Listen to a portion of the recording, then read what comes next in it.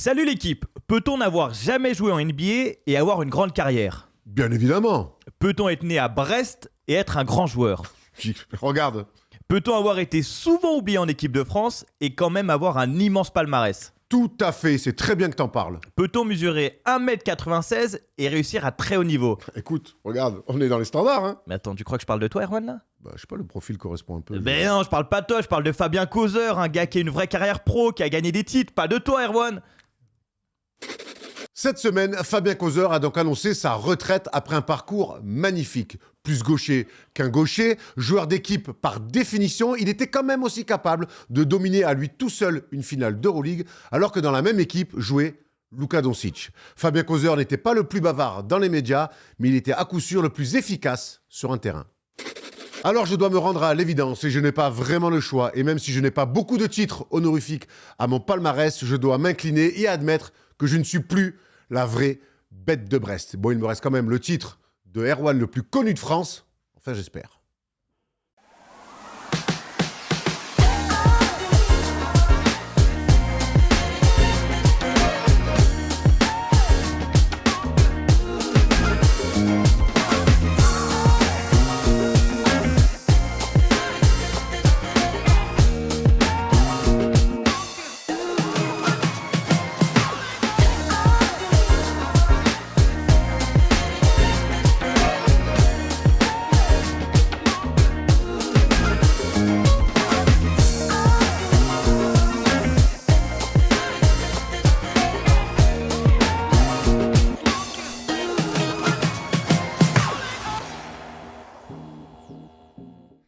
Salut l'équipe, on est jeudi et le jeudi c'est le First Day Show et je vous l'annonce, aujourd'hui on va parler de beaucoup de gens heureux. D'ailleurs je me suis entouré de gens aussi très heureux avec Thomas Laroukis et Thomas Dufan. On n'est pas rancunier Laroukis de t'inviter, hein. Moins de 24 heures après nous avoir démonté à la Boost Factory, on est quand même pas rancunier, hein. Écoute, j'ai quelques petites courbatures ce matin, mais ça valait le coup finalement, parce que je me suis régalé à vous détruire tour après tour. Il nous a tellement Je sais détruit. pas comment tu te sens, mais gros, j'avais un mini rhinocéros sur moi pendant une heure, gros, qui s'allongeait pour essayer de me stopper. Tu demandes beaucoup de fautes, je trouve, quand même. Moi aussi. Non, hein. j'avais pas demandé beaucoup. Sur l'ensemble, sur 6 matchs. Non. Sur les. Combien Combien de j'ai fois demandé 5 fois sur 6 matchs. Parce que l'autre, il fait. En plus, l'autre, tu sais, c'est vraiment un gars, c'est un croqueur. C'est-à-dire, dans son équipe, t'as pas le droit de toucher la balle. pragmatique. Non, Bon, c'est comme ça que tu gagnes à chaque fois. Pour l'instant, on l'a jamais battu. Ça fait combien de temps? Ça fait 5-6 ans qu'on joue contre Thomas. On l'a jamais battu, le mec. Il y a un moment, j'y ai cru. Ouais, hein. moi aussi. Bah, j'ai cru. Mais c'est toujours pareil. J'ai cru. Bah, j'y ai cru. Quand Thomas il est là, il fait le prof de sport, vas-y, à toi, allez, faites des écrans entre vous. Il y avait le Aïman et Srefer qui jouait. Allez, bien jouer les gros entre vous et tout. Puis dès qu'il est un peu chaud, hop, allez, ligne de fond les deux, mais terminé. Tu sais que vous savez qu'on a pris, je pense qu'on a pris, à un moment, on menait 8-6 et on fait des matchs en 12. On n'a pas touché la balle à partir du 8-6, là, donc Ouais. il a gagné 12-8. Et après, on a perdu 12-0. On a pris 18 points de suite. On s'est un peu 18 points de On s'est suite. un peu alterné. et tout. Par Thomas, hein. Vraiment, ce qui est terrible, c'est début de possession où t'es sur lui, tu le cadres, tu recules à peine parce que quand même il démarre vite et là il se lève. Et ces tirs à 3 points là, Ouais, ils sont durs. ils sont terribles moralement. Ils sont durs. En tout cas, bravo à Ayman et à Elias, son frère, hein, qui sont venus pour faire le nombre et qui ont été parfaits dans leur rôle. Non, mais c'est ça, vrai, ça, c'est vrai, génial. Hein. Ça, c'est génial. Ça, tu déboules, tu joues avec un phénomène et puis derrière, tu repars avec la victoire. C'est vrai. Bon, on peut quand même souligner que Thomas Laroukis nous a détruit, mais qu'Arwan a gagné le boulard d'or avec son édito là. Qu'est-ce qu'il te prend? Qu'est-ce qu'il te prend? Sur les rôles, Tu te jettes des fleurs comme ça. Des fois, on a besoin de s'auto-congratuler pour pas dire autre chose. Trouve un Erwan. Mais j'ai déjà fait la recherche. J'ai même demandé au petit frère de Jérémy, ChatGPT, il a pas trouvé non plus, Erwan. Et ben voilà, donc en fait, c'est juste un fact que je dis. C'est vrai. Ouais, Et alors, Michael Jordan n'a jamais dit qu'il était le GOAT. Ouais, mais LeBron l'a dit. LeBron, c'est pas le GOAT. Écoute, prouvez-moi le contraire et me sortez pas des cyclistes de nulle part là, chargés pour me dire qu'ils sont plus connus que moi. D'ailleurs, tous les Erwan sont chargés en France, hein, tu le sais. Hein. Chargés d'amour. Ah, ça c'est vrai. Et d'émotion. Voilà, c'est ça le plus important. Allez, on va aller dans les annonces avant de se plonger dans le sommaire de l'émission.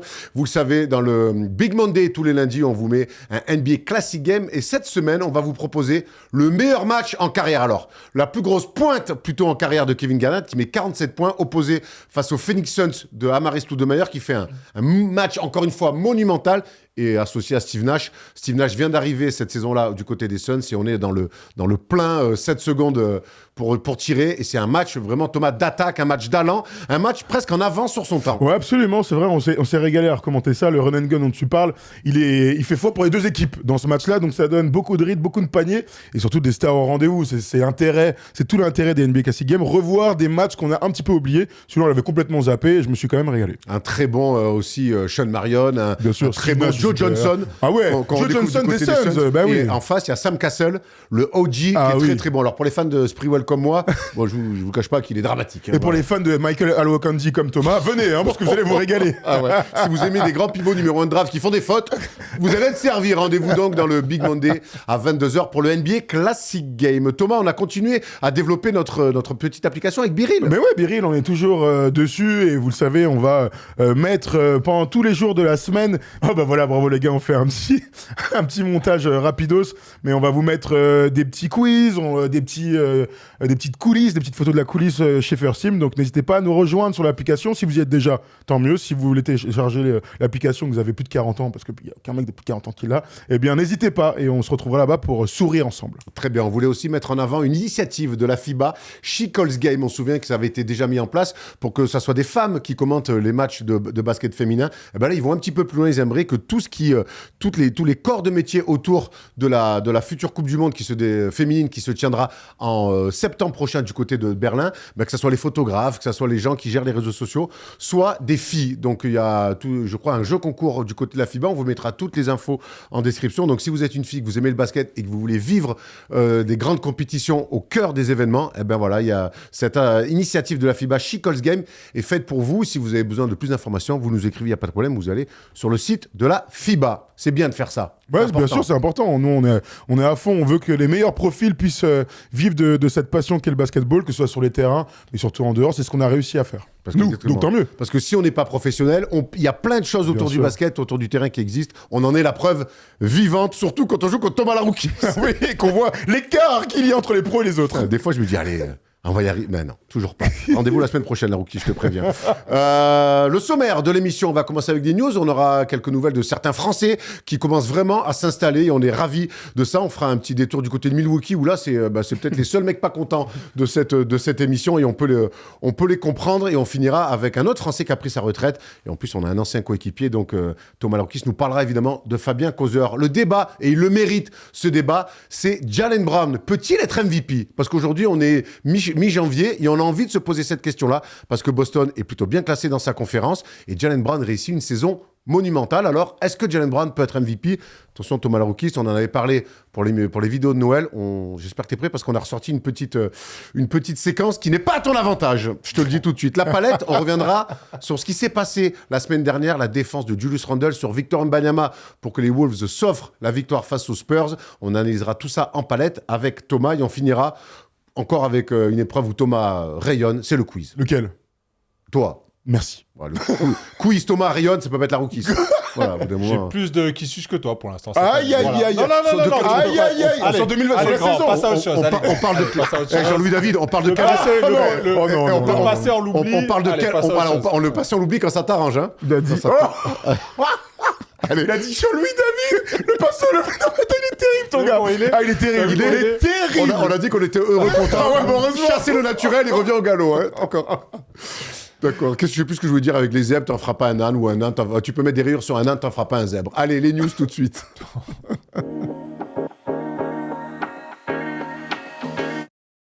On commence avec une franchise où, clairement, en ce moment, il y a une ambiance de merde. Hein. N'ayons pas peur des mots. Cette semaine, il s'est passé une drôle de séquence chez les Milwaukee Bucks avec Giannis Antetokounmpo.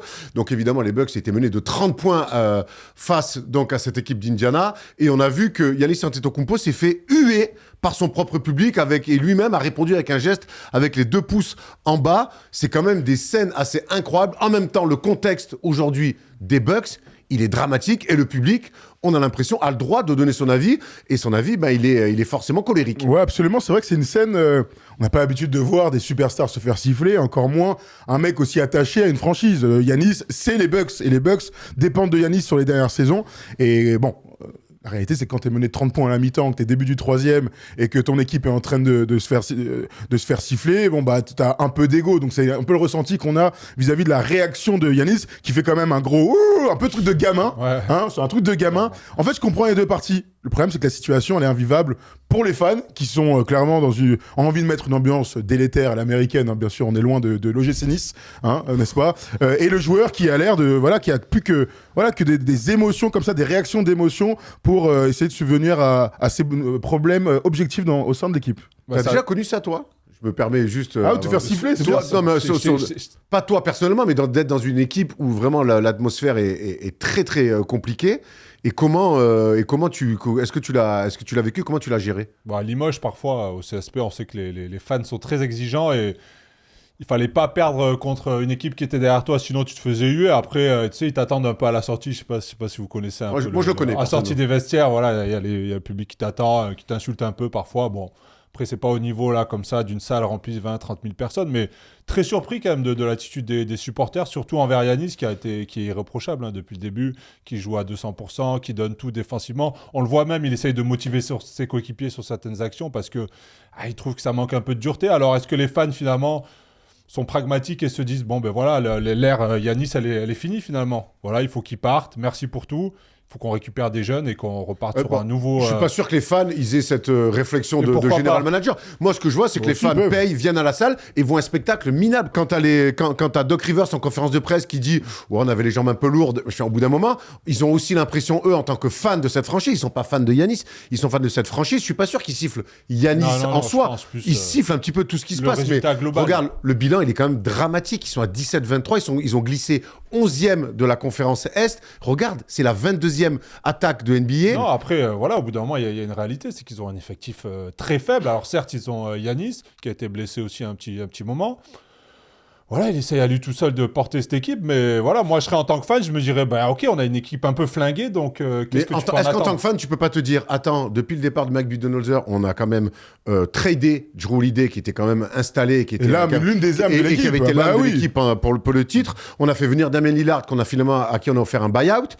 Il y a eu quand même Kyle Kuzma qui déboule, une valse de coach catastrophique pour se retrouver avec Doc Rivers. Mais c'est pas du passé, parce que ça agit sur le présent. Oui, bien sûr, mais c'est fait. Mais là, il y a une réalité maintenant à l'instant T, c'est qu'ils sont un peu dans la mouise. Ils ont pas d'effectifs, ils peuvent pas forcément trader, ils ont pas de solution. Comment ils peuvent pas trader. Ils ont fait des mauvais choix auparavant qui payent aujourd'hui. Ils peuvent trader, et pour moi, ils doivent trader parce que ça devient invivable, que ça soit entre la franchise, la superstar Yanis et le public. Ils doivent trader parce que c'est Yanis Antetokounmpo qui doivent trader. Ah oui, toi tu veux dire qu'ils doivent trader pas autour de Yanis pour essayer d'aller chercher un titre dans ce cycle-là, le but, c'est d'arriver à trader Yanis et tourner la page. Est-ce qu'on est d'accord, et dites-nous dans les commentaires, est-ce qu'on est aujourd'hui d'accord que le fantasme de reconstruire une équipe pour offrir à Yanis une chance de titre, à Milwaukee, c'est impossible? Ce qui est sûr, c'est qu'ils ont essayé. Yanis a mis la pression en off. On se souvient de l'été dernier, il a demandé son trade au Knicks de préférence, ça s'est pas fait.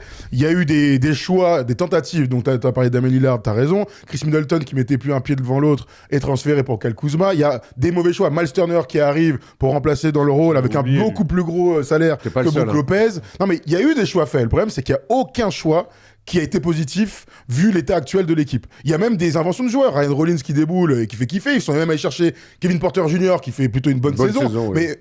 Mais en fait, ça te donne aucun espoir d'être un contender crédible de la conférence Est. On va prendre la déclat d'Yanis quand même parce qu'elle est intéressante. Je ne sais pas si vous avez vu cette séquence lunaire un petit peu dans les vestiaires d'après-match. Yanis, il nous dit « Je n'ai jamais vécu ça.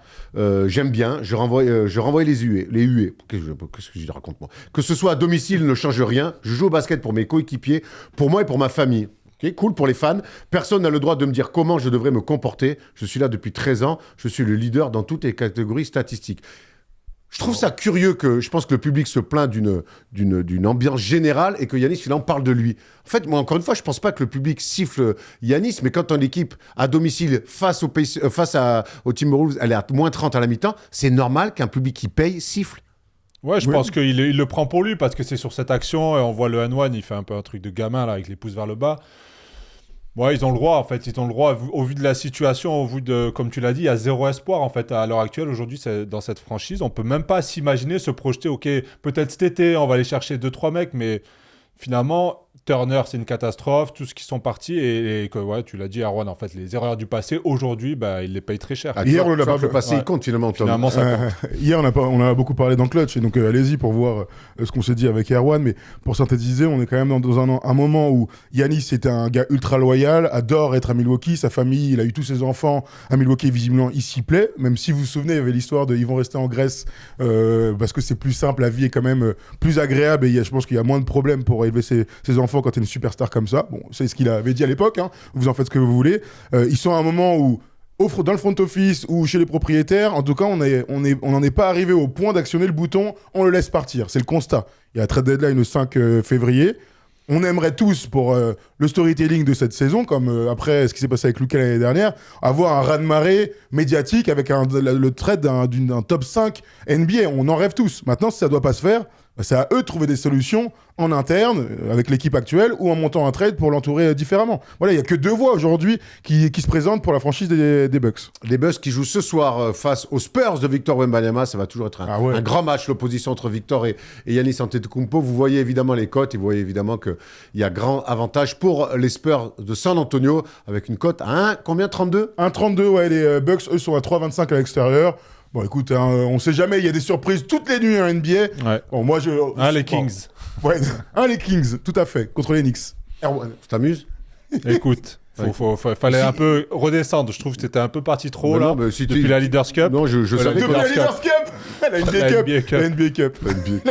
Presque, c'est bientôt. Vous le savez, Winamax est notre partenaire et si vous voulez jouer avec nous, ça se passe comme ça. Depuis plusieurs années, Winamax est partenaire de notre chaîne. Et avec eux, tu peux utiliser ton expertise pour gagner de l'oseille en pariant sur toutes les compétitions de basket. Sur les matchs, mais aussi, et ça on adore, parier sur les perfs des mecs. Tiens, je sens bien qu'un Serbe va faire un triple-double. Paris plutôt safe. Tu peux aussi miser sur qui sera le meilleur scoreur, le meilleur passeur, et même miser sur les duos. Bref, l'offre basket Winamax n'a jamais été aussi complète. Et en plus, lors de ton premier dépôt, tu es automatiquement remboursé à hauteur de 100 €. Et vu qu'on est sympa, on t'offre même un petit bonus de 10 € lors de ton premier dépôt avec un code FT10. Plus d'infos en description. On rappelle quand même, le plus important, c'est strictement interdit aux moins de 18 ans. On est là surtout pour s'amuser. Allez, on va enchaîner avec Minnesota, parce qu'on sait que c'est Minnesota qui a mis cette trempe monumentale aux Bucks. Et dans ce match-là, Rudy Gobert était suspendu. Et du coup, ça a profité à un autre Français, Yoann Béranger, qui a fait son meilleur match en carrière avec 13 points, 5 rebonds, 2 passes, à 6 sur 7 au tir. Très précieux, le jeune pivot français. Et on va d'ailleurs tout de suite prendre sa déclat, parce qu'il était forcément ravi de cette sortie. C'était génial, surtout face à Giannis, mon joueur préféré.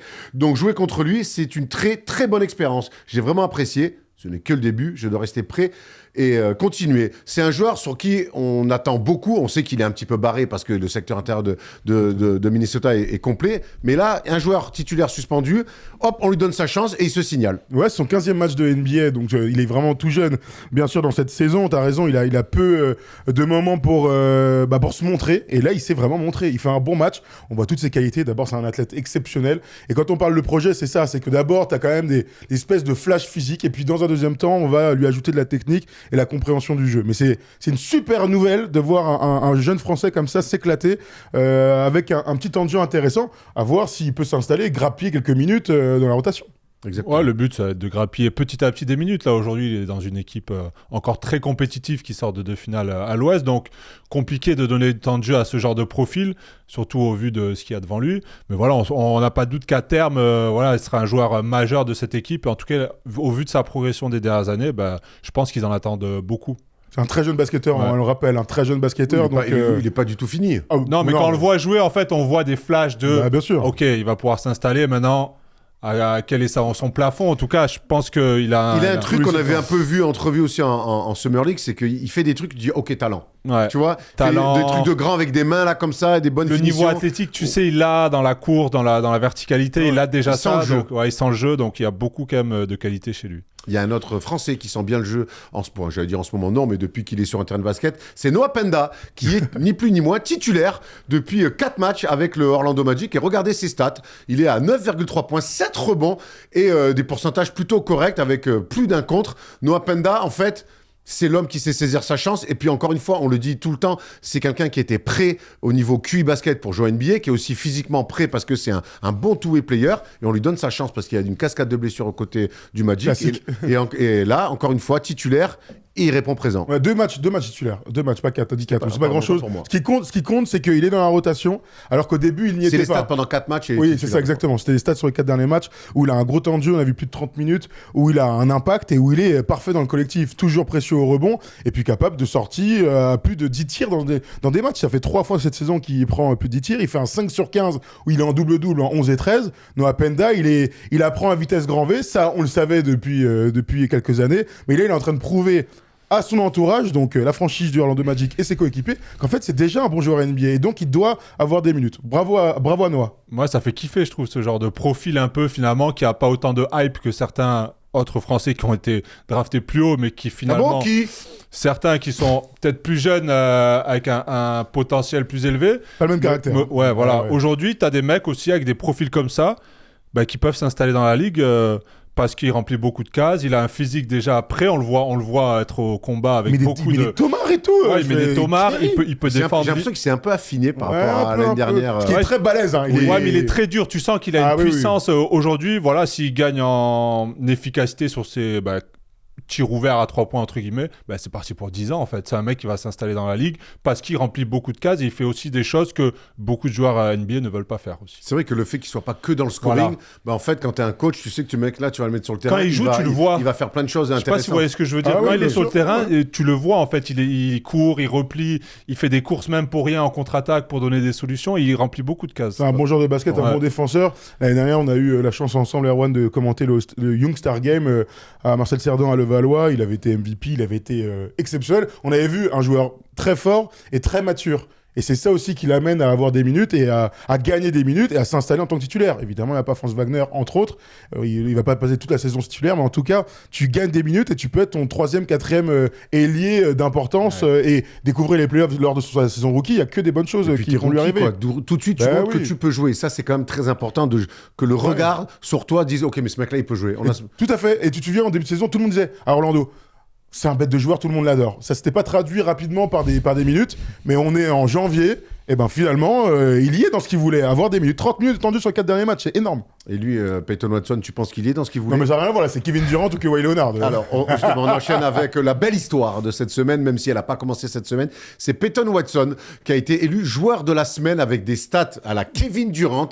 Mon ami, ce joueur drafté donc il y a quelques années en sortie de UCLA, qui était plus un projet athlétique physique et qui a appris son métier au moment de sa 4e saison avec les Denver Nuggets, profitant aussi de certaines blessures et d'avoir un peu plus de ballon. C'est complètement installé dans cette équipe-là. Mais même si là, en termes de scoring, Tom, il monte, il surperforme, notre ami. Ouais, c'est incroyable, j'avoue qu'on l'attendait pas à ce niveau-là. On en avait parlé un petit peu dans Clutch, je sais pas avec qui c'était, mais avec la blessure de Jokic, j'avais dit il va falloir qu'il y ait un ou deux joueurs, en tout cas, qui step up. Alors à ce niveau-là, je l'attendais pas du tout, honnêtement, qu'elle a commencé. Il a une période là de 4-5 matchs, je crois, il shootait à 70% à 3 points, le mec. Donc c'est une très bonne nouvelle déjà pour les Nuggets, pour l'avenir, pour les playoffs aussi. Et c'est surprenant quand même, parce qu'il progressait doucement mais gentiment d'année en année. De là, avoir ce profil finalement de titulaire, poste 3 qui défend, qui est capable de te mettre des paniers de l'autre côté, ça peut être une énorme plus-value, en tout cas sur ces playoffs pour les Nuggets. C'est surtout ça que je vois, moi. Alors, on savait que c'était un monumental défenseur des deux côtés, enfin un monumental défenseur sur plusieurs aspects, sur l'homme déjà, dans l'un contre un, fort au contre aussi sur les deuxièmes rideaux. Après, en attaque, c'était plus un joueur de devoir autour de Jokic et de Jamal Murray en bout de chaîne. Et c'était OK, on voyait le profil se dessiner. Là, on voit un mec, en fait... il est bluffant complètement. Ah ouais, il est bluffant. De toute façon, la NBA regorge de talent, on le sait. C'est une ligue d'opportunités, on le sait. C'est encore une fois la preuve de tout ça. Et Peyton Watson a appuyé sur un bouton. Je ne sais pas comment c'est possible, mais en tout cas, mentalement, il a complètement rehaussé sa confiance et ça lui permet de tenter et mettre des tirs ultra difficiles, faire gagner son équipe, être avec Jamal Murray, le go-to guy, donc il a des systèmes, il joue beaucoup de 1 contre 1, il est très filiforme, il est très rapide, très explosif, et il a développé ce tir, il a 41% à 3 points, il met des tirs mid-range avec des chimies, moi je suis sur le cul, et j'aimerais bien avoir ton avis, toi, de pro, Thomas, parce que moi je me dis, mais évidemment, on sait qu'ils sont tous trop forts, mais là, comment tu arrives à expliquer le décalage qu'il y a entre le Peyton Watson qui donne des bonnes minutes, qui est dans la rotation, avec de début de saison ou des années précédentes, avec le Peyton Watson, joueur de la semaine et go-to guy de son équipe, première ou deuxième option. Le rôle, tout d'un coup, un rôle qui se décante avec l'absence de Jokic, il sait que finalement, il va falloir amener des points parce que Jokic n'est plus là. Jamal Murray va être aussi ciblé forcément. Et lui, dans ce rôle autour, il arrive à trouver des situations. En plus, ses coéquipiers lui font confiance. Il saisit l'opportunité, en fait, il a ça en lui. Après, quand l'équipe est au complet, c'est beaucoup plus difficile parce qu'il a moins de ballons. On lui demande aussi de faire autre chose. Son coach lui demande de remplir d'autres cases. Là, aujourd'hui, il a parfaitement saisi ce petit passage-là où on allait lui demander de prendre plus de responsabilités et pour la suite de sa carrière. J'aimerais quand même qu'on souligne que joueur de la semaine, c'est pas ce joueur de la semaine, c'est un délire. Oui. Là, il est en concurrence avec tous les meilleurs joueurs de la ligue, de la conférence Et dans l'Ouest. Hein. Et dans l'Ouest. On parle de Jaylen Brown, il est 2 fois joueur de la semaine cette année, alors qu'on parle de lui pour MVP. Donc t'as raison, franchement, c'est une marque de ouf. Quoi. Tu reçois ton trophée, là tu le mets au-dessus de la cheminée, t'es au max du max toute ta vie. Tu vas dire à tes enfants, tes petits-enfants, tu sais que j'ai quand même été champion NBA, joueur de la semaine. C'est un truc de malade. Avec donc ce très bon Peyton Watson, les Nuggets sont remontés 2e à l'Ouest, mine de rien, et c'est la meilleure équipe à l'extérieur. Non mais ça c'est une folie. Ce sont 3 victoires d'affilée. Hier soir, ils ont encore gagné. Donc voilà, 6 victoires en 9 matchs. Hier, ils ont encore gagné contre les Mavs. Alors oui, Cooper Flax s'est blessé, mais c'est pas son problème. Peyton Watson met 18 points sur ce match. Ils ont pas le meilleur joueur du monde. Ils ont Aaron Gordon qui revenait de blessure, maintenant qui est poste 5. Ils ont pas Valanciunas. Ils ont le meilleur joueur de la semaine à l'Ouest. Voilà. Qui n'est pas Jamal Murray, qui n'est pas Aaron Gordon, qui n'est pas Nikola Jokic, qui n'est pas Christian Brown. Enfin, qui n'est pas Cam Johnson qui est aussi blessé. Après t'es pas scouté pareil. Voilà, il a vraiment saisi cette opportunité. Maintenant, on est tous curieux, je pense, de voir. Il a mis 18 hier. Voilà. Il est dans la fantasy, je suis déçu, il a mis 18. On parle de Peyton Watson. Alors, avant Peyton Watson qui mettait 18 points dans un match quand les Nuggets sont au complet, c'est cadeau. T'as gagné 40-40, il a joué le garbage. Hein. Non, mais vous imaginez quand même pour les playoffs, il y a peut-être un mec, la profondeur, t'as peut-être un mec aujourd'hui, je peux dire, mais lui il peut mettre 20 points en fait en playoff. Ouais, ça change aussi là. De toute façon, l'évolution. Par contre, pas cadeau à payer. On l'a toujours dit depuis qu'ils ont été champions avec le départ de Bruce Brown Jr. et de Jay Green. Il fallait que Peyton Watson et Christian Brown deviennent des joueurs autres, et c'est exactement ce qu'ils sont en train de faire. Et Nadji aussi, on avait aussi. Donc. Nadji qui pour le coup, qui arrive enfin à mettre des paniers, le mannequin à sauce là. Et Strother. Et le dernier truc qu'on peut raconter quand même, c'est que les joueurs américains, quand ils sont dans leur dernière année de contrat, tout de suite, il se passe des trucs particulièrement exceptionnels. Tu fais en général ta meilleure saison en carrière quand tu es en année de re-signature. C'est son cas, il arrive à la fin de son... technique Boris Joe, on appelle ça. Ah, c'est sa spécialité, ça? À chaque fois qu'il arrivait en dernière année, saison incroyable à Phoenix, là, quand il prolonge, je crois, c'est sa dernière année de contrat. Hein. Et après, il fait une saison, il est MIP, et voilà, derrière, il encaisse fort. Hein. Voilà. Après, c'est le jeu, il a raison. Bien sûr, Peyton Watson, en tout cas... année restricted, sa fin de son contrat rookie. Il va prétendre à 20, 25, 30 millions avec ce qu'il est en train de produire. Que ça dure quand même. Hein. Il y a la qualification offer. Oui, enfin bon, ils vont pas là. Là, il y a quelqu'un qui va lui donner de l'oseille. À un moment donné, frère. Ouais, mais ils ont pas priorité pour l'activer. Si, bien sûr, tu peux. Mais tu dois t'aligner. Voilà, tu t'alignes. Mais s'il y a quelqu'un qui vient, qui donne. Donc c'est pas forcément une bonne nouvelle. Ils auraient pu le prolonger discrètement pour pas très cher. Surtout qu'il faut venir Cam Johnson cet été à la place de Michael Porter Jr. pour justement sécuriser ce poste 3. Si t'as le poste 3 finalement qui est Peyton Watson qui est en train de grailler Cam Johnson, est-ce que là tu le gardes du coup Après, là on est dans l'instant, voilà, est-ce qu'il est capable d'assurer ça sur une saison? Voilà, que ça dure pour Peyton Watson. On est là pour kiffer, mais exactement. Il y en a un qui a kiffé aussi toute sa carrière et on va lui rendre hommage, c'est le Français Fabien Causeur qui a annoncé qu'il prenait sa retraite après 20 ans de carrière. Le joueur formé, né à Brest d'ailleurs, faut le dire quand même, formé à Wavre, passé par Cholet. Évidemment, champion d'Espagne avec le Real Madrid, passé aussi par l'Allemagne, avec lequel il a été MVP des finales. Thomas, on va évidemment, la rookie, on va aller sur toi, parce que ça a été ton coéquipier à Cholet. Parlons un petit peu de Fabien Causeur, de cette carrière magnifique et de ce joueur un peu méconnu dans le microcosme français. Ouais, c'est vrai qu'il est très peu connu dans du grand public parce qu'il est parti assez tôt à l'étranger. Il n'est jamais passé par la NBA. Il a un peu rater ses rendez-vous équipe de France finalement, alors à qui la faute? Pour rater un rendez-vous, faut qu'on t'appelle, hein. C'est ça. Il a joué les JO quand même. Voilà, c'est quand même une prouesse d'être olympien. C'est vrai. Après, le souvenir que j'ai de lui, c'est quand il débarque du Havre là à Cholet. On a une bonne équipe. Nando De Colo part à Valence. Il vient un peu le remplacer numériquement en tout cas. Et on est champion dès qu'il arrive la première année. Je vois un bon joueur. Après, honnêtement, je vois jamais cette carrière derrière. J'en ai déjà parlé et tout le monde même lui a toujours dit. Hein. Mais c'est vrai qu'il a une évolution. Il part à Vitoria derrière. On sait que c'est une bonne école, Vitoria, au niveau européen.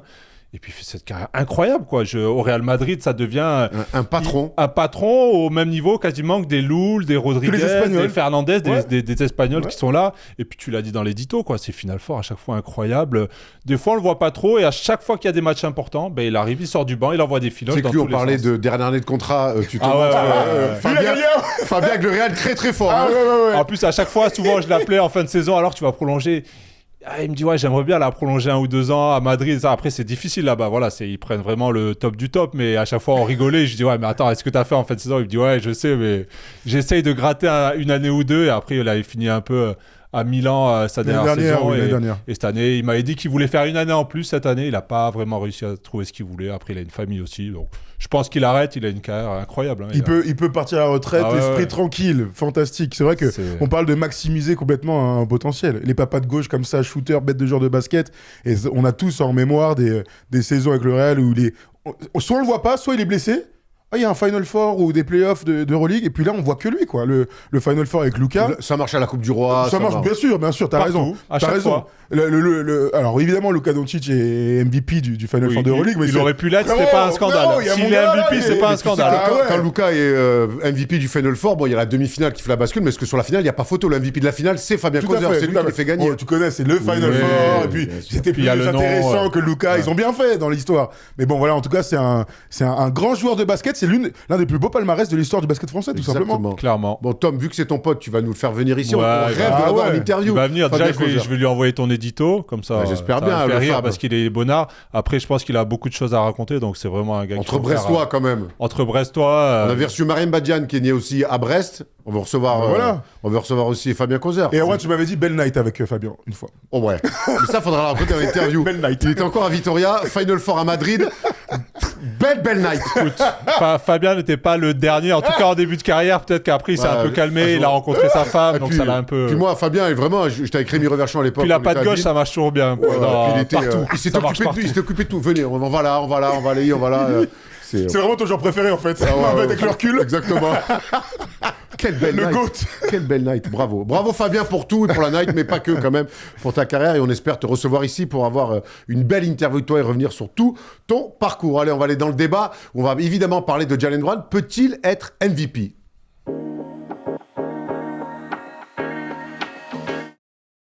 Avant de rentrer dans le débat, on vous rappelle que demain, sur la chaîne Offense, sort un nouvel épisode d'Offense. En pleine Cannes, on s'est posé la question de qui était le plus grand joueur africain. Vaste débat, ou pas d'ailleurs. Mais en tout cas, on a pris le temps avec Tom Serravino, Thomas Dufan et Guiran Fall de se poser la question, de faire un panel de tous les joueurs africains qui nous ont marqués autour d'un petit bracket. On s'est régalé, Thomas, à la Oui, fin. en commençant par Samuel Eto'o, notamment. Fils.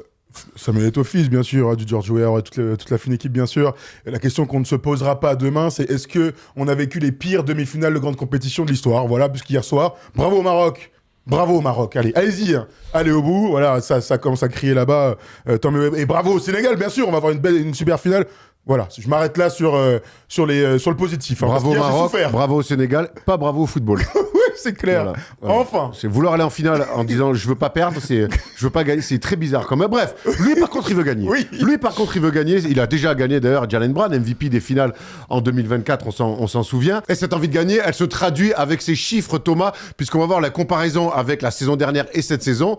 Et honnêtement, qu'on le veuille ou non, Jaylen Brown, il fait une saison de MVP. Ah, tout simplement, c'est des stats, bien sûr, qui pourraient l'amener MVP. Regardez l'année dernière, il était à 22 points par match, un peu moins, allez, on va dire 4,5 passes, et son usage percentage était à 28. Donc, en gros, c'est un pourcentage avancé pour son shoot et le nombre de ballons qu'il joue. Regardez à droite, la colonne de droite, il passe à 29,5 points, 5 passes décisives, à 58 sur son adresse générale, et il passe de 28 à 36, ça c'est plus normal, sur son usage percentage. Juste petite info, c'est la 17e meilleure marque de l'histoire. Le premier, c'était 2016-2017, Russell Westbrook, le triple-double. Il était à 41. Donc ça vous montre à quel point sa saison, c'est une saison de MVP, de superstar. Il joue énormément de ballons. Tom, je vais te lancer sur une stat aussi, on va le voir sur ses stats de saison cette fois-ci, c'est qu'il shoot assez peu de lancers francs. Finalement, pour un mec qui frôle les 30 points par match, ça veut dire qu'il met énormément de pantons dans le jeu. Ouais, finalement, il a une palette assez large. Il est capable de shooter à 3, il a un très bon jumper à 2 avec son petit coup d'épaule. Il est très puissant pour finir près du cercle. Du coup, il a tout cet arsenal. Après, aller sur la ligne des lancers francs, c'est un métier. On le voit avec les Shea, les Luka Doncic. Il y a une manière de faire. Il faut arriver à amener en fait l'arbitre finalement à se dire il y a eu un contact, donc il mérite d'aller au lancer. Pour l'instant, il n'a pas ça encore dans sa panoplie, mais ça viendra peut-être avec le temps. En tout cas, on voit clairement qu'il est en mission depuis le début de l'année et qu'il a envie de prouver au reste de la ligue que c'est plus qu'un lieutenant et que c'est pourquoi pas un franchise player. Il a envie de le prouver, il a envie de le dire aussi. On va voir cette déclat. J'ai l'impression que je suis le meilleur two-way player de cette ligue. Voilà, mais On aime. On sait que Jaylen Brown, quelque part, il est arrivé avant Jason Tatum dans cette franchise de Boston. Il était drafté un an avant. Et dès l'arrivée de Jason Tatum, les médias, les coachs aussi qu'il a eu, le système Celtics a fait que on a toujours considéré Jaylen Brown comme un très bon joueur, mais on l'a toujours considéré aussi comme un joueur moins fort, ou en tout cas un lieutenant de Jason Tatum. Alors ça peut s'expliquer par rapport à beaucoup de choses. On rappelle que lui, il commence avec Isaiah Thomas, après il y a l'arrivée de Kyrie Irving, donc Kyrie est quand même censé être le daron de ces deux-là, et puis quand il y a le départ, parce que ça se passe bien, de Kyrie et qui commencent leur cycle de 1 et 2, c'est vrai que dans mon imaginaire, mais ça se traduit aussi dans les stats et dans l'impact médiatique, c'est Jason Tatum le visage de la franchise des Celtics. Est-ce qu'on s'est trompé? C'est une vraie question, parce que quand il s'agit de regarder les stats, ok, quand il s'agit de regarder les trophées individuels, le trophée de MVP des finales et le trophée même de MVP des finales de conf, maintenant qui a été créé, vous savez, le trophée Larry Bird, eh bien c'était déjà Jaylen Brown sur le titre de 2024. Donc, on peut se poser la question, est-ce qu'on s'est trompé sur ces deux joueurs? C'est une vraie question, et sachant que Thomas, tu me disais il y a quelques années, que pour toi, Jaylen Brown est peut-être un plafond, je sais pas si on peut le dire comme ça, mais un plafond plus haut que celui de Tatum. Ouais, c'est vrai. Après, moi, peut-être mon avis était un peu biaisé parce que je suis pas ultra fan de Jason Tatum, mais c'est vrai que je voyais quelque chose en Brown de potentiellement plus fort. Finalement, je me disais, en fait, ils sont à peu près du même niveau. C'est vrai que Tatum a plus de skill, peut-être plus cette hype. Plus playmaker. Voilà, plus playmaker, ce profil de superstar aussi qui a été un peu créé aussi par sa franchise, par les médias. Aujourd'hui, il y a un débat pour savoir finalement qui est le plus fort. Ça sera compliqué à dire, mais en tout cas, ce qui est sûr, c'est qu'il y en a un aujourd'hui qui montre au reste de la ligue qu'il peut porter une franchise, avoir des bons résultats collectifs, jouer des deux côtés du terrain. Ça fait quand même beaucoup de cases remplies, je trouve. Et aujourd'hui, on est à se demander, est-ce qu'il serait pas méritant d'être MVP Ce qui est fou, dans cette ligue. et tu vas me répondre aussi, c'est que Jaylen Brown profite de cette saison pour faire la meilleure saison de sa carrière. Tatum, peut-être que dans toute sa vie, n'aura pas l'opportunité de jouer sans Jaylen Brown qui se fait mal. Alors, on lui souhaite absolument rien, mais tu vois, là, c'est une occasion rêvée de montrer que je peux être numéro 1. On l'a dit entre nous souvent. Moi, je rêvais qu'il aille à Houston à un moment donné pour être le meilleur joueur de Houston il y a 3 ans. Et là, il est en train de saisir l'opportunité de dire, en fait, je suis une superstar. Ce qui est sûr, c'est qu'avec Klay Thompson, on s'est souvent posé la question de se dire mais qu'est-ce que ça donnerait en option numéro 1 ? Avec Jaylen Brown, on a la réponse.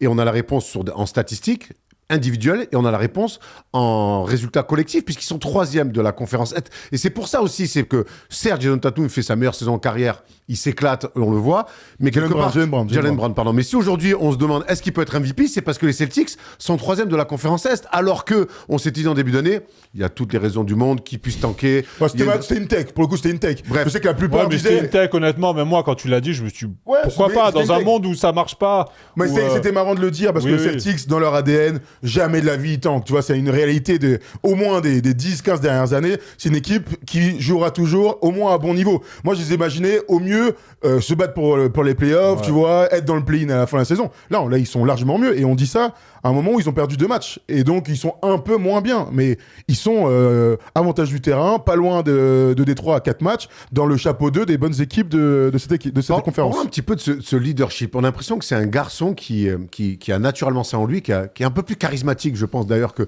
Jason Tatum dans ce qu'il peut dégager. Mais c'est un mec un peu particulier par son visage parfois assez fermé, par ses déclarations parfois très, très froides, tu vois. Il y a un début, une fin, point, il n'y a jamais de... Et on a l'impression qu'il a toujours quelque chose à prouver, Jaylen Brown, dans sa manière de jouer. Et c'est ce qui le rend aussi si fort. Ouais, c'est vrai. Pour le coup, tu vois, la série sur Netflix qui s'est arrêtée, Starting 5, est utile pour un joueur comme Jaylen Brown. On a découvert... pour ceux qui ne le savaient pas, nous on avait eu quelques échos déjà avant sa draft, que c'est un gars très cérébral, Pardon ? Un érudit. Oui, tout à fait, un érudit, exactement, un gars très intelligent. En même temps, il est passé par Berkeley, donc si tu vas dans cette fac, c'est que tu peux... Charles Berkeley. Oui, tout à fait. Tout à fait, Charles Berkeley. Tu sors pas avec un diplôme de la fac Charles Berkeley. Non, mais par contre, bon appétit. Ah ouais, belle cantine. Ouais, c'est clair. Et bonne night, comme Fabien Causeur. C'est un gars intelligent, et dans la série, tu te rends compte qu'en fait, lui, il a envie de gérer son storytelling. Il a envie de créer sa propre marque. Il a envie de rendre aussi à la communauté. Il est très proche de sa famille. Il y a des super images avec son grand-père qui est décédé. C'est des moments importants.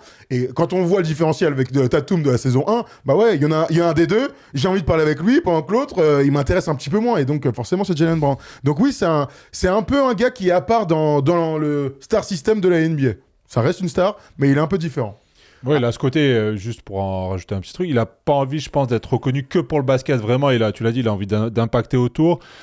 Et voilà, toute sa vie n'est pas que dédiée au basket, à être le meilleur, à être le plus frais, tout ce que vous voulez de cette hype qu'il y a autour, Instagram, ça, les réseaux. Il a vraiment envie de construire quelque chose de plus grand qui va perdurer après sa carrière. C'est un mec, alors on fait un petit écart hors du terrain, puis c'est un mec engagé, on se souvient de c'est un rapport à son leadership. On sait que il n'est pas été avec Team USA à Paris aux Jeux Olympiques parce qu'on sait que Nike derrière fait un gros lobby sur les athlètes Nike, et que lui Nike il leur a fait comprendre qu'en fait votre manière de faire ça me convient pas et vous n'êtes pas des bons exemples pour la jeunesse. Donc on sait que c'est un mec très engagé. Revenons sur le basket. On sait qu'après le titre, même s'il a été MVP des finales, finalement dans la saison qui a suivi jusqu'à la blessure de Jason Tatum, on avait l'impression que Jason Tatum est resté le numéro 1 de cette équipe. Là, il y a une année, pour l'instant, quasi blanche, donc sans Jason Tatum. Là, le leadership, il l'a pris plein badin. Et c'est normal. Oui. Comment on imagine le retour de Jason Tatum et la cohabitation avec les deux ? C'est une bonne question, franchement. C'est une bonne question parce qu'on n'en sait rien. Tu vois, là, on va faire les hypothèses et ce sera intéressant. Mais je ne sais pas... On sait que et puis on sait que les deux, c'est des collègues de travail. C'est des collègues. Qui se respectent, tout à fait. Mais c'est pas des gens proches hors terrain. On gagne ensemble, mais on n'est pas potes dans la vie. Et la vie est faite ainsi. Mais je serais très curieux d'avoir les sensations réelles, pas le storytelling. Les sensations de Jason Tatum quant à la saison de Jaylen Brown. Est-ce qu'il est content pour son gars quand même ? Ou est-ce qu'il voit ça un peu avec défiance en disant « Frérot, on est quand même la ligue des charognards, c'est la jungle, et je vois un gars qui est en train de faire une saison que j'ai jamais fait dans ma vie. » Alors que c'est un All-NBA First Team, Jason Tatum. Ce qui est sûr, c'est que ce genre de situation, ça va pas faciliter, entre guillemets, son retour. Il peut pas revenir en mode sauveur, c'est bon, je suis de retour, ça se passe bien déjà pour eux. Il y a un mec qui joue à un niveau... Ils peuvent avoir plus d'ambition, du coup. Oui, mais il y a un mec qui joue à un niveau MVP. Maintenant, quand il revient, est-ce qu'il aura l'intelligence de se dire « Ok, je reviens, je reprends mes marques petit à petit ». C'est des joueurs intelligents, pour le coup. Oui, mais j'ai mon gars, Jaylen Brown, qui, finalement, je serai sa deuxième option, en tout cas, le temps que je revienne à mon meilleur niveau. Oui. Après là, c'est une question d'ego, c'est toujours pareil. Comment tu le vis ? Ou est-ce que finalement, non, moi je reviens, je veux redevenir l'option numéro 1. Bon, je pense que c'est un joueur intelligent qui a aussi envie de gagner. Avec un bon coach. Et dans une grande franchise. Et dans une grande franchise. Ça, c'est le gros avantage de cette équipe, c'est que tu as un coach, je pense, qui est honnête, qui dit les choses à ses joueurs. Tu vois, quand je vois qu'il arrive à faire sortir, bon, est-ce qu'il est content, Anthony Simons, de sortir du banc ? En tout cas, c'est toujours je trouve des bons signaux. Ça montre que tu as un coach qui coach et tu as des joueurs qui écoutent les consignes. Donc ça, c'est toujours intéressant dans une équipe pour aller loin. Il y a un truc qui est passionnant aussi, c'est vu les attentes qu'on avait. C'est-à-dire qu'on a tous dit en preview, Jaylen Brown est tout seul, l'effectif est moins fort que l'année précédente, tu perds Porzingis, tu perds Jrue Holiday, etc. On va voir maintenant. On va voir s'il a ce qu'il faut pour être un numéro 1. Il ne répond pas aux attentes. Là, il fait largement plus. Il est, moi, dans la meilleure saison que je pouvais imaginer, tu vois, si on se disait, est-ce qu'il peut vraiment faire une saison de MVP ? J'aurais dit, écoute, on sait jamais. Tu sais, il y a d'autres joueurs, on aurait dit, bah ouais, en fait, il a ça en lui. Là, il est en train de défoncer complètement les attentes qu'on avait de lui. Et en ça, je trouve que c'est une prouesse déjà mentale. Et puis, ça montre aussi le basketteur qu'il est. C'est un basketteur merveilleux. Mais c'était jusque-là un gars qui profitait un petit peu d'un système. Là, c'est lui le système. Revenons sur son bag, comme on aime. On sait que parfois, on est un peu moqueur sur son dribble, qui est un dribble parfois aléatoire. C'est pas un très bon joueur de pick and roll. Par contre, il a une capacité à mettre des paniers, à se créer son tir qui est assez incroyable. On se souvient, il n'y a pas longtemps, ce tir sur Victor Wembanyama à 3 points avec une cloche. C'est un mec quand même qui met à 3 points sur de l'attrapé-shooté plus. Mais par contre, dans le mid-range, il est létal vraiment avec ce tir-là. Et c'est une arme pour lui qui lui permet de monter si haut en scoring. Oui, il a la preuve de... En fait, on aime souvent utiliser les mots « Ah, il est skillé, il a beaucoup de skills ce joueur ». Lui, aujourd'hui, finalement, il a un skill assez basique. Il maîtrise en fait ses basiques. Il fait rien d'exceptionnel dans ses dribbles. Il va à gauche, à droite. Il a un petit in and out. Il met son petit coup d'épaule. Mais il le maîtrise à la perfection. Voilà, il va sur ses spots. Il sait où il peut être efficace. Quand ça monte trop fort sur lui, il a la capacité d'aller au contact et de finir fort près du cercle. Et voilà, aujourd'hui, c'est un joueur tout simplement efficace et qui sait exactement ce qu'il doit faire sur le terrain. Moi, je suis pas franchement d'accord avec ça, je veux pas vous mentir. Parce que quand tu regardes les matchs, je dis pas que vous les regardez pas, mais quand tu regardes les actions de Jaylen Brown, je vois beaucoup de créativité dans ce qu'il propose. Je veux dire, c'est pas un petit gars qui fait 2 dribbles, un petit pull-up et tout ça. Il y a beaucoup de choses. Non, mais il a pas un enchaînement de dribbles incroyable. Bah si, franchement, il a plein de dribbles comme ça. Il a des step back, il a des fade away après. Enfin, Attends. Après, Ah, mais c'est ce que je viens de dire. Je vais faire le lancement parce que c'est pas. Donc, moi, je dis que c'est pas un bon joueur de non, mais je dis, réponds à toi. Ah, pas à toi, d'accord, non. tu dis vous. Donc, à vous, tu le vous vois. Moi, je Comme pense ça, que justement, il non, a mais je l'aurais trois, quoi. une créativité assez incroyable. Ah ouais. Mais donc, par du coup, exemple, tu vois, tu peux pas me dire que c'est un mec qui est basique dans son skill. Il fait Ah, mais basique, moi, c'est une énorme qualité. C'est-à-dire que. Basique, hein.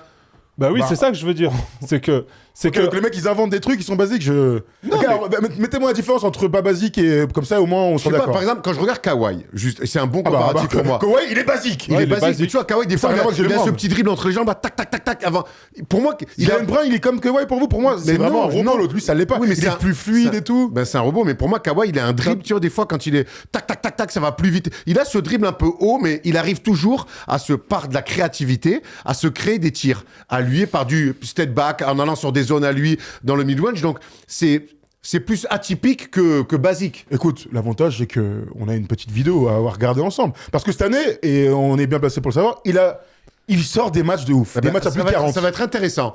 Regarde, ça, c'est un basique pour moi. Non, mais d'accord, attends. Alors là, on est sur son record en carrière. Enfin, son record cette saison, 50 points. Il met 50 points contre les Clippers. En plus, contre Kawhi Leonard, donc c'est merveilleux. On s'est dit, on va regarder un petit peu pour voir ce qu'il est capable de faire dans son bac, parce que franchement, il fait des trucs de ouf dans ce match-là. Là, c'est le début du C'est game. une entame de match, là, il est Il fait, exceptionnel. il fait une bonne entame, il fait surtout un gros finish où il devient exceptionnel. Avance un peu dans la deuxième mi-temps, merci mon Tom. Et regardons un petit peu, vous me dites si c'est des actions qu'on peut appeler basiques. Des dribbles croisés, des mecs dans le face, des fade away, regardons ensemble et on commente ensemble si vous voulez. Ouais, même. ouais. Regardez, dribble entre les jambes, petite feinte, des jeux de ouf. Non, t'es un tricheur. Ah, là, Mais pourquoi dribble entre les jambes. Oui, il a mis la balle entre les jambes. Hein. Il a pas fait d'écart ou quoi. Non, mais t'es sévère. Après, par contre, il a toujours il a cette marché d'ailleurs là-dessus. Par contre, il a toujours cette faculté. Mais c'est ce qu'on dit. Attends, on regarde il a cette ensemble, on faculté. se prend Oui, notre- non, mais d'accord. Tu vas pas monopoliser la parole, tonton. Ah, Je te dis d'accord, juste ok, que ok. moi, tout ce qu'il fait, c'est maîtrisé. C'est sur des basiques. Je te dis juste que son handle n'a jamais été. Il est loin d'avoir le meilleur handle Je te parle de NBA. basique de star, hein, pas basique de. Non, mais même, regarde, ça c'est très fort. Attendez, moi je regarde parce que je vous entends parler et tout ça, je suis le premier à dire que son dribble main gauche, ces dernières années, nous a parfois déçus. Mais il a aussi dans ses qualités de dribble à faire des trucs de ouf. Parfois, moi, il me surprend tout particulièrement. Donc je regarde ça, je regarde des actions pareilles, j'entends qu'il maîtrise les basiques, je me dis. Franchement, il n'est pas Kawhi Leonard. Kawhi Leonard, c'est un super exemple que tu as cité. Pour nous, c'est parmi les GOAT du basket. Il est le mec le plus basique, c'est-à-dire que tu as l'impression que tout ce qu'il fait, on peut le faire. Simple, efficace. Jaylen Brown, il a pas du tout ça. Il a beaucoup de dribbles différents, beaucoup de dribbles de face, des fade away. Il a dans son bag, il a vraiment absolument tout et avec fluidité. Donc c'est pour ça que je vous trouve un petit peu dur avec ses qualités de basketteur de très haut niveau. Tu vois, tu me dis, je veux comparer aux autres. Mais dites-moi à qui vous comparez. Moi, je dis qu'il arrive à se créer sa faculté Oui, à se créer un tir. Elle est exceptionnelle. Mais D'accord. c'est rare de voir. Je trouve que c'est presque même le seul ailier qui a autant la balle, qui est pas un bon joueur de pick and roll. Et je pense que les difficultés de son dribble, ça fait aussi, c'est ce qui se pousse au fait que pour moi, il soit pas un assez bon joueur de pick and roll. Par rapport notamment à Jason Tatum. Il n'empêche que, il fait autre chose. Et ça n'empêche pas d'être à 5 passes par match. Est-ce que vous pouvez juste comparer avec les joueurs actuels? Ça m'intéresse. Doncic, C'est voilà. un meneur de jeu. Bon, ok, vas-y. Je laisse. Je te parle de profil, tu me parles de MVP, D'accord, de mecs à peu près de la même taille. J'écoute. Shea, pareil, il a un plus gros bag. C'est un meneur, ok, très bien. Voilà, J'écoute. Doncic, après, à qui en... Je vous écoute. Hein. Je suis très curieux. Parce que En fait, mais je comprends pas pourquoi tu emmènes le débat là-dessus. Je vais pas sur la comparaison. C'est un stick. Tu veux le mot que c'est quoi le Basique. le mot basique te fait Je trouve tilter. très dur. Je dis atypique. Pour moi basique, il y a rien de méchant. Je te dis atypique. Je sais pas pourquoi tu veux amener le débat sur les comparaisons. Je te dis que son dribble c'est un mec par le changement de rythme, par sa capacité athlétique qui arrive toujours à se créer des tirs. Et là on est d'accord alors. Mais oui, En fait, c'est ce que j'essaie de te dire. Bah, on est d'accord, Erwan, mais il y a que toi qui t'énerve. Donc, Je suis pas énervé, on appelle ça de la passion. Après, je suis toujours surpris quand on parle de ce joueur-là. On en a parlé évidemment pour la course MVP ensemble juste avant les vacances. Où quand on parle de Jaylen Brown, tu sais, alors tu parles d'unique, On dit il a que du truc basique. Et après, quand je regarde les matchs, mais je me moi, dis, c'est un énorme en fait, compliment que je fais. Il veut pas l'entendre. Moi, c'est un compliment quand je dis ça. Ok, très bien.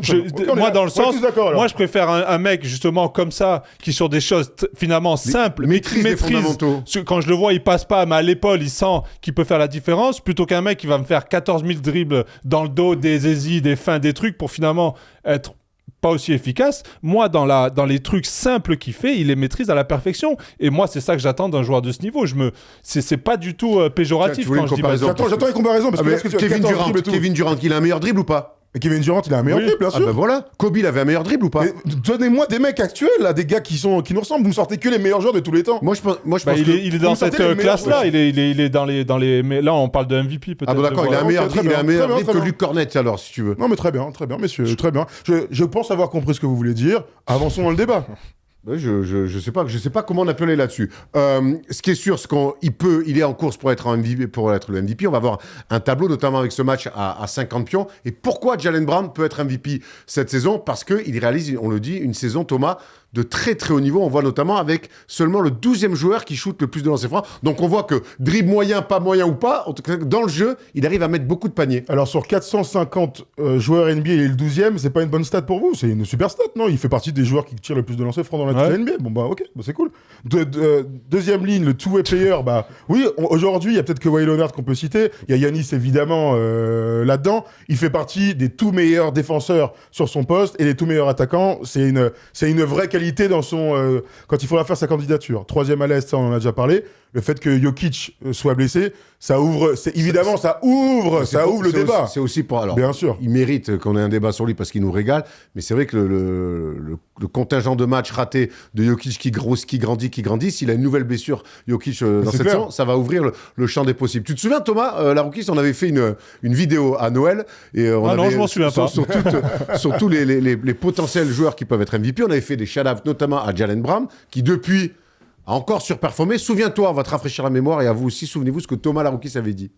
Je vais t'agacer peut-être un petit peu, mais c'est pareil, je trouve qu'il n'a pas ce standing, en tout cas, je crois que j'en avais parlé dans Clutch, j'ai toujours un peu cette impression que c'est toujours un peu dur, un peu poussif en tout cas pour marquer des paniers, c'est pas le joueur le plus talentueux, le plus délié, je le compare à la crème... c'est pas le joueur le plus talentueux, je le compare à la crème de la crème, je le compare à ceux qui sont au-dessus, moi, je compare pas à... Thomas Larroukis. On parle d'un MVP des finales quand même. Thomas Larroukis. Dans le dribble, dans les fondamentaux, mais ça c'est une impression visuelle, mais au bout d'un moment il y a l'efficacité aussi, toi qui nous parles souvent d'efficacité. Oui, le coach individuel. Alors, on en est où depuis, Thomas? Écoute, on s'est fait un câlin pendant la vidéo avec Thomas. Voilà. Tout va bien, vous inquiétez pas. Aujourd'hui, Jaylen Brown, il est 3e au MVP ladder. Je voudrais prendre cette déclat quand même, qui pour moi en dit long. J'aurais aimé la prendre avant, mais j'étais pris dans mes engueulades avec Thomas Dufin, qui est apparemment susceptible. Je pense que c'est ma saison préférée. T'as vu, c'est relou quand on fait des trucs comme ça.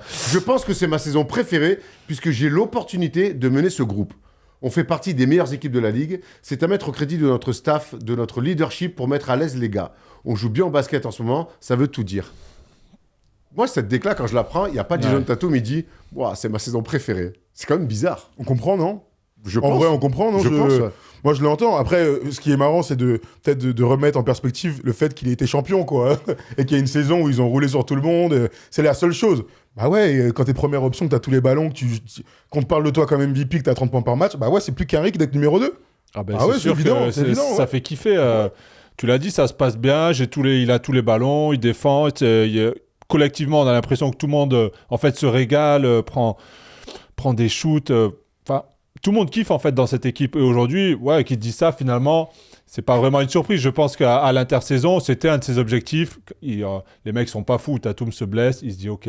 Après, on peut mettre en perspective le fait qu'il soit attendu avec l'absence de Jason Tatum, qui répond aussi présent cette année. Je pense qu'il y a un kiff personnel. Ah oui, mais dire c'est ma saison préférée alors que c'est la saison où il n'y a pas Jason Tatum, c'est bizarre. Après, tu sais, c'est marrant parce que nous, on imagine Jason Tatum un peu chez lui, tu sais, alors qu'il y a 2 mois et demi, on voyait des trucs où il dunkait déjà. On imagine que quand ils ont des périodes à domicile avec des matchs à Boston, il est là, il est avec eux, Tatum, tu vois, donc... il est là dans les réunions, il parle, je veux dire, c'est pas un mec qui est chez lui et un jour il va revenir, oh en fait je suis là, tu vois, on peut imaginer Long quand time même. no see. Ouais, j'ai même envie d'imaginer que Jason Tatum, ils ont des discussions tous les deux, tu vois, sur ce rôle-là. J'espère. Pas sûr, hein, pas sûr, hein. Non, pas sûr. J'espère. Après la déclaration, oui, il est pas obligé, c'est vrai. Mais il a dit ça. C'est un petit. Après, est-ce qu'il le fait après, les mecs font tellement d'interviews parfois, ça, c'est parlent vrai. tellement que Ça, c'est bon, vrai. au bout d'un moment, ça sort du cœur. Il a envie de dire ouais, je kiffe en fait, je Après, kiffe. J'ai mais tous oui. les ballons, on gagne, je kiffe quoi. Après, pour le coup, Jalen Brown, s'il y a bien un mec qui sait, Ouais, un bien c'est mec vrai. qui sait peser et sous-peser les mots qu'il dit, c'est bien lui. Bah, donc. mais il est honnête, visiblement. Oui, il est honnête. honnête. Après, tu vois, c'est une phrase dans des longues tirades. C'est aussi ça qu'il faut dire. Quand même. Toujours. Faut pas mais bon, sortir ça, du contexte on le truc. voulait vous la parce que sortir quand même. Jalen Brown va-t-il être MVP? C'est la question qu'on vous a posée notamment sur les réseaux sociaux. Et on va prendre 3 de vos commentaires avec GLX95 qui nous dit « Saison énorme de Jalen Brown. C'est une vraie interrogation de voir comment il allait être sans Tatum. Et pour le coup, il est exceptionnel depuis le début de saison, à tel point que si Tatum arrive à être prêt pour les playoffs et en forme, les Celtics sont de vrais candidats au titre. Mais non, pas MVP pour autant. C'est vrai qu'on en oublie presque que si Jason Tatum revient bien, ben en fait, ça va être une force, une vraie force pour peut-être Oui. Bon, imagine une finale. il y aura toujours un problème au poste de pivot, mais on a déjà fait une vidéo il y a quelques temps, vous vous souvenez, hein, même si Luka Garza nous fait kiffer. Bah, ici Ouais. est mi-tard, enfin ils l'ont fait Keita, jouer tard, mais en tout cas bon. il est plutôt bon. Il y a Gift16 qui nous dit, pour moi c'est le MVP de cette saison, il porte le Massachusetts, rien que ça, sur son dos. Impossible à dire, évidemment. Moi je l'ai plutôt bien dit, hein. Ah, t'as raté quand même une syllabe, hein. Massachusetts. Voilà, c'est bien, mais t'avais pas dit ça juste avant. Massachusetts. T'as rajouté un Z quelque part. Les chaussettes de l'archiduchesse sont-elles Ah, sèches? tu vois, ça y est, c'est dur, hein. Ouais, bah oui, c'est très dur, ouais. Cependant, pour une raison... Je vais faire dire à Tom Servino tout à l'heure au quiz. Pas Oh la ça. vache. Le problème, lui, c'est John Wall, Erwan, hein. Vol. Cependant, pour une raison que j'ignore, il est moins populaire que les stars de la Ligue. Et cela risque de lui coûter le titre de MVP. Est-ce que vous pensez, si on continue comme ça, que Jalen Brown peut être MVP? Non. Malheureusement, non, j'y crois pas. Alors, qu'on puisse dire que c'est le meilleur joueur de la conférence Est, tant qu'Yanis est dans les bas-fonds et même pas en play-in, oui, c'est déjà un truc de ouf, mais malheureusement, je pense que Shea, il va finir MVP si Jokic ne peut pas faire les 65 matchs. Il y a une équipe qui est trop forte, trop en avance, ils se sont remis à gagner. Non, j'avais dit Shea à Noël, je change pas. En revanche, il passe de 5e ou 6e, on disait... Il est 3e là au ladder. Voilà, justement, à 3e.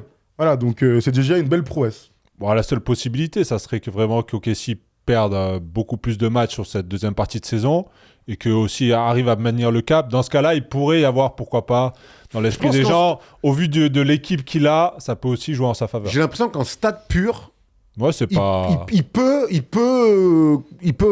challenger Shea. Oui. Il faut pas que le bilan soit trop... faut pas qu'il y ait 10 matchs, 15 matchs d'écart. Mais cette saison-là, on l'a déjà vu. Vous savez ce que c'est la saison, là? C'est Paul George à OKC. Il finit 3e. Tout à fait. Il finit 3e du MVP, il fait une saison exceptionnelle sa saison. Et il s'en va. Il va partir, Jalen Brown? je pense pas. Mais voilà, ça me fait penser à ça. C'est pas exactement le même contexte, pas les mêmes coéquipiers, bien sûr.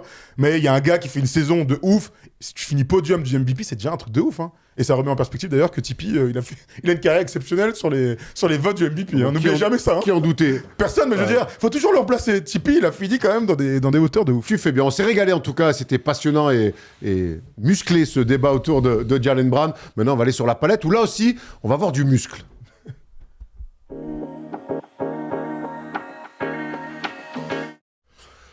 C'était la semaine dernière. Le week-end dernier, la victoire des Minnesota Timberwolves sur les Spurs de Victor Wembanyama, 104-103. Ils ont été malmenés, les Timberwolves. Ils sont revenus à la fin avec une énorme défense, notamment Julius Randle sur Victor Wembanyama. Ouais, d'habitude, on aime bien mettre des highlights de Victor et faire des palettes sur Victor pour le mettre en avant. Bon, bah là, on va le mettre aussi parce que les défenses sur Victor, vous les connaissez, pour le mettre un petit peu en galère, faut envoyer des mecs plus petits et des mecs plus costauds. Allez, on a choisi peut-être des actions que vous avez déjà vues. 3 défenses de toute fin de match de Money Time, même si celle-ci elle est tôt, pour voir à quel point Julius Randle, quand il y est, il fait kiffer. On va aller au bout de cette action qui dure particulièrement longtemps, à 7 minutes de la fin de ce match, et les Spurs mènent 91-81. Je peux ajouter qu'à ce moment-là, Victor, il est déjà à 25 points dans le game et qu'il est plutôt excellent. On se refait la palette du coup. On va voir cette action avec Harrison Barnes qui est à la balle et une action qui est loin du ballon.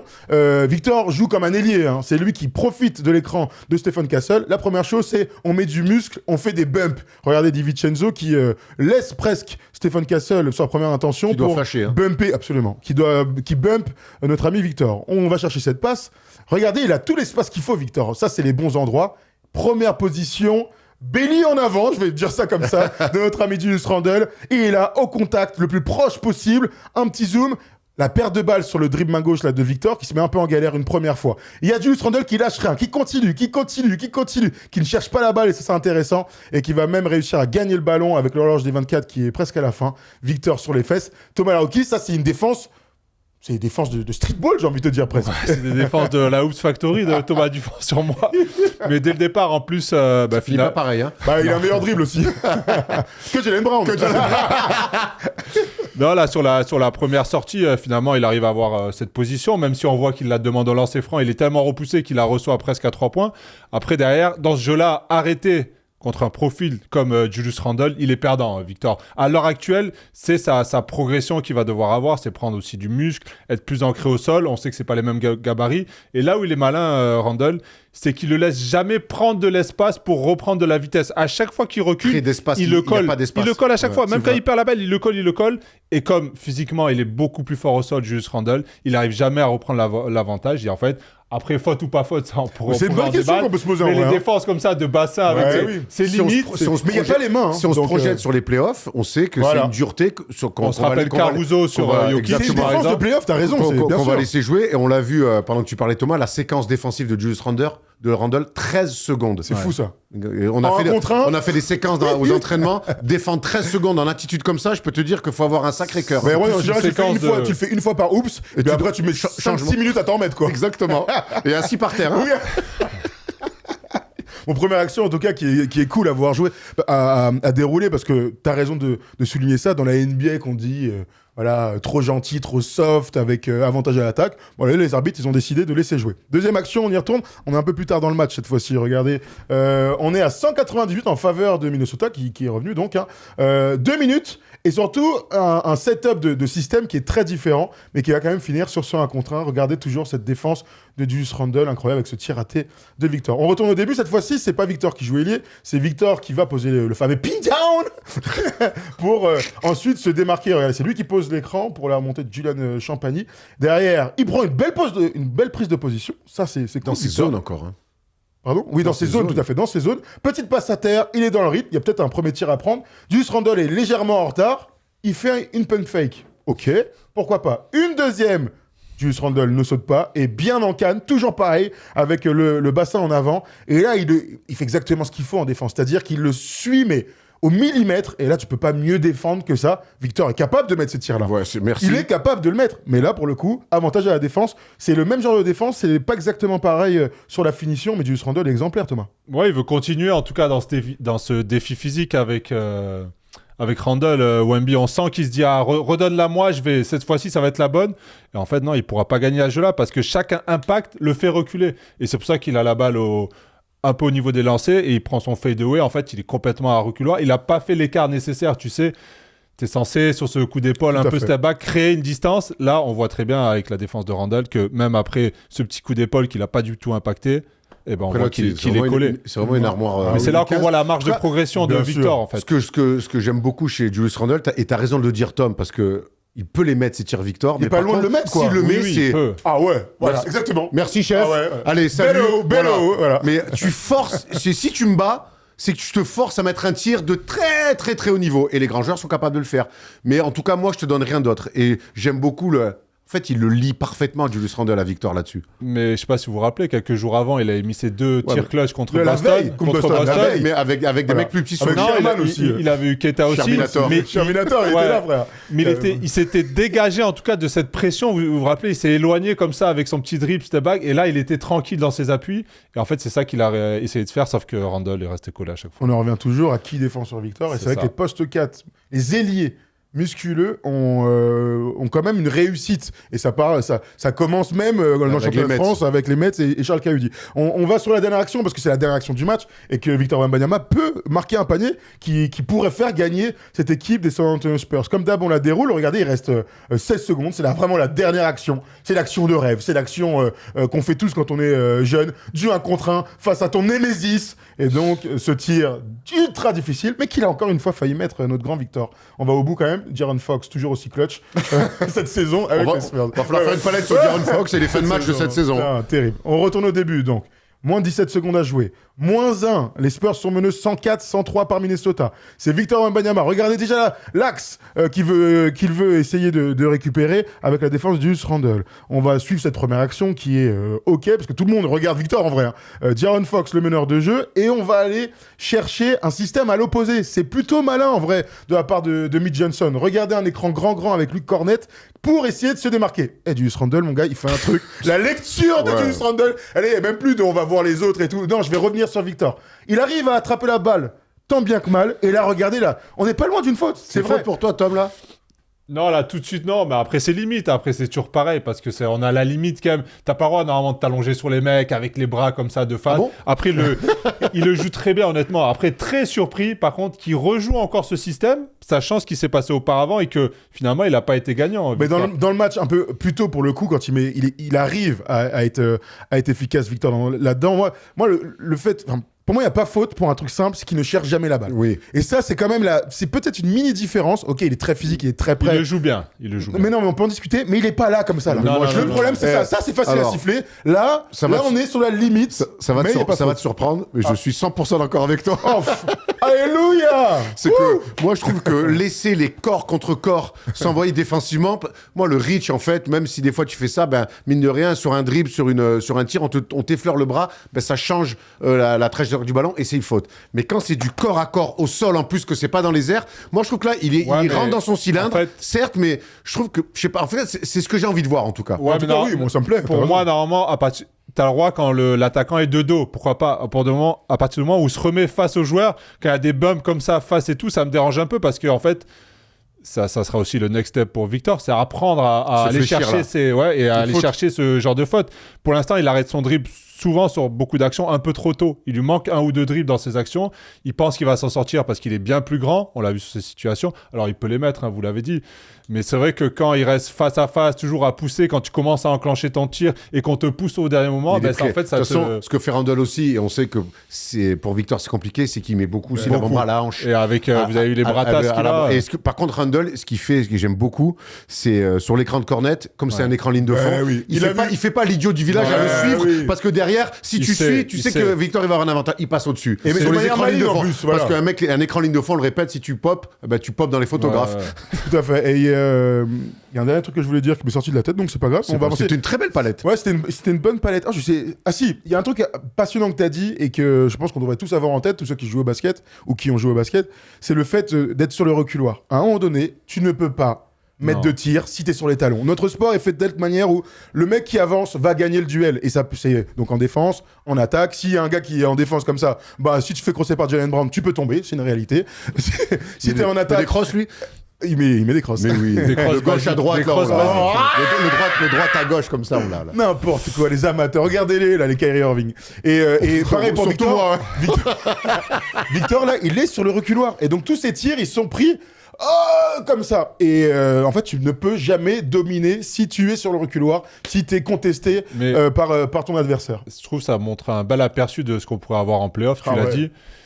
Et c'est vrai que même à n'importe quel niveau, on a tous joué contre des défenses très agressives et les coachs disaient arrêtez de reculer, avancez et tout. Sauf que là, pour avancer, parfois, il faut créer un écart, se recréer de l'espace pour reprendre la vitesse. Et là, sur toutes les séquences, on a vu Randle, en fait, on a vu qu'il était en train de kiffer cette situation, ce défi avec Victor, il sait que tout le monde va regarder, bien sûr, et le fait de l'arrêter comme ça, forcément, ça tu sais, je vais te dire un truc qu'un jour, quelqu'un m'a dit, c'est pas Carla Bruni, mais à l'époque, à Biarritz, tu sais, c'était l'antenne du centre de formation de Pau, et Paco nous avait emmené voir les pros, et on avait parlé avec Ronnie Smith. D'accord. Et Ronnie Smith m'a dit un truc qui m'a marqué à vie, c'est que, et je le dis souvent à Imen quand on est l'un contre l'autre à la House Factory, c'est le premier qui touche à gagner en général. Le premier qui va... c'est l'intention, en fait. Voilà. La première tu vois, la intention, réduction de distance, le premier qui réduit la distance sur l'autre, qui va impacter l'autre, que ça soit ou pour défendre, pour pas qu'il y ait d'espace, ou pour attaquer, et qui va créer un espace, eh ben, c'est le premier qui réduit la distance qui a gagné. Et je trouve qu'en fait, ça marche. Et après, en grandissant... Ça marche sur ballon, ça marche off-ball, ça marche en grandissant, en fait, je me suis dit, il avait tellement raison. Et Ronnie Smith, à son âme, dans les réductions de distance, c'était un maître. Donc voilà. Ouais, passionnant. Mais tu vois, ça me fait penser à Tom Servino hier, qui à un moment prend la pression, tu sais, à la hoops, à ce C'est génial, on fait Randle contre Victor, on parle de Tom Servino à la hoops, c'est ça. Mais parce que, en fait, c'est symptomatique de ce qu'il faut pas faire. C'est-à-dire, quand il y a un mec qui est vous êtes meneur ou vous portez la balle, il y a un gars, il est là, il essaie de vous enfermer sur la ligne de fond, il faut être assez intelligent pour le battre Et battre un adversaire, c'est pas aller au lay-up comme un fou. C'est arriver à le battre, revenir, lui casser les bras. Ce que je fais avec toi, par C'est exemple. exactement ce que À tu chaque fais contact moi. avec lui, je recule. Ah, il parce qu'il recule, Il est voilà. beaucoup plus fort que moi au Et sol. après, paf, Mais il je repasse. reprends de l'espace pour finalement, après, un peu dévier du chemin. Ok, Jalen Brown. Moi, ça me va. Ouais, tu m'étonnes. Tu Finalement, m'étonnes. ah bon, d'accord. J'ai rien compris à ce débat, en fait, tout à l'heure. Allez, on se C'est son préféré, en fait, le mec. Mais c'est un joueur qu'on aime beaucoup. Ah je oui, sais en ça. plus, oui. Il était complètement en vrille, ce débat. Ouais, non, mais aucun sens. C'est la faute du présentateur. J'ai complètement perdu le fil. Complètement perdu le fil de C'est cette l'émotion, émission. c'est l'émotion. Et j'en C'est suis l'émotion. désolé. D'ailleurs, Il fait chaud et j'ai faim aussi. J'ai tellement perdu le fil que je vais laisser ma place à Tom Serafino pour le quiz.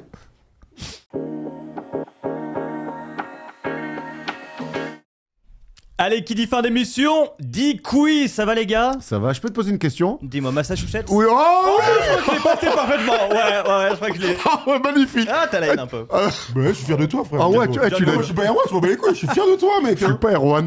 Voilà, ça commence fort, là. Il y a un méga qui réussit, je suis content pour lui. J'ai pas la haine. Il me dit t'as la haine. Bah non, je suis fier de toi. Mais pourquoi que vient faire le super T'as la Erwan? haine, quoi. Contre qui? L'autre, il a des beaux cheveux. Tu lui dis Jean-Louis David en début d'émission. Et ça fait 1 heure, il s'en remet pas. Après, je dis on est d'accord sur Jalen Brown. Tu m'engueules. T'es pas sympa comme mec, quoi. Oh, bon, d'accord, L'autre, merci.